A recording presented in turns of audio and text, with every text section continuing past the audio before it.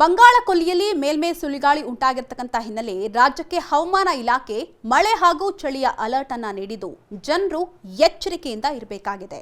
ಹೌದು, ಬಂಗಾಳ ಕೊಲ್ಲಿಯ ಸಮುದ್ರ ಮಟ್ಟದಲ್ಲಿ ಟ್ರಫ್ ಹೆಚ್ಚಾಗಿದ್ದು ಜನವರಿ 29ರಿಂದ ಹವಾಮಾನದಲ್ಲಿ ಭಾರೀ ವೈಪರೀತ್ಯಗಳಾಗಲಿವೆಯಂತೆ.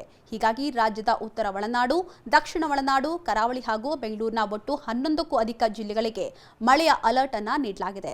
ಅದರಲ್ಲಿ ದಕ್ಷಿಣ ಕನ್ನಡ, ಉಡುಪಿ, ಬೆಂಗಳೂರು ಗ್ರಾಮಾಂತರ, ಬೆಂಗಳೂರು ನಗರ, ಚಾಮರಾಜನಗರ, ಚಿಕ್ಕಮಗಳೂರು, ಹಾಸನ, ಕೊಡಗು, ಮಂಡ್ಯ, ಮೈಸೂರು, ರಾಮನಗರ ಜಿಲ್ಲೆಗಳಲ್ಲಿ ಮಳೆಯಾಗಲಿದೆಯಂತೆ. ಇನ್ನು ತುಮಕೂರು, ವಿಜಯನಗರ, ಶಿವಮೊಗ್ಗ, ಕೋಲಾರ, ದಾವಣಗೆರೆ, ಚಿತ್ರದುರ್ಗ, ಬಳ್ಳಾರಿ, ಯಾದಗಿರಿ, ವಿಜಯಪುರ, ರಾಯಚೂರು, ಕೊಪ್ಪಳ, ಕಲಬುರಗಿ, ಹಾವೇರಿ, ಗದಗ, ಧಾರವಾಡ, ಬೀದರ್, ಬೆಳಗಾವಿ, ಬಾಗಲಕೋಟೆ, ಉತ್ತರ ಕನ್ನಡದಲ್ಲಿ ಒಣಹವೆ ಹಾಗೂ ಚಳಿ ಇರಲಿದೆಯಂತೆ. ಇನ್ನು ಇದೇ ವೇಳೆ ಚಳಿಯ ಪ್ರಮಾಣವೂ ಕೂಡ ಹೆಚ್ಚಾಗಿರಲಿದ್ದು ಕನಿಷ್ಠ ತಾಪಮಾನ 16 ಡಿಗ್ರಿ ಸೆಲ್ಸಿಯಸ್ಗೆ ಕುಸಿಯಲಿದ್ದು ಗರಿಷ್ಠ ತಾಪಮಾನ 28 ಡಿಗ್ರಿ ಇರಲಿದೆಯಂತೆ.